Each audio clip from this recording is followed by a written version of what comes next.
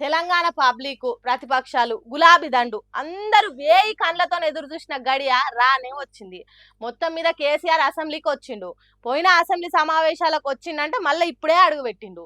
కేసీఆర్ ను చూడంగానే CM sir పోయి చేతిలో చేయి కలిపి మంచి షెడ్డార్చుకుండు.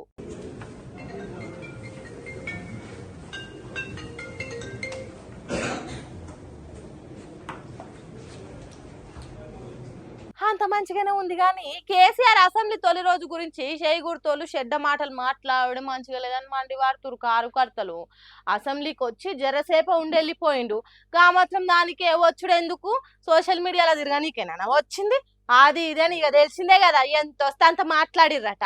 కానీ కారు గుర్తోలు వాదించే ముచ్చట ఏంటంటే ఆడ కేసీఆర్ ఒక్కడే కాదు, రేవంత్ రెడ్డి కూడా జరసేపే ఉండెళ్ళిపోయిండు. అందున ఫస్ట్ రోజు 0 అవర్ల చర్చ ఉండదని తెలిసా తెలియదా? ఇవాళ చర్చ లేదు కాబట్టే సంతకం పెట్టి సంతాప తీర్మానం తర్వాత పోయిండు.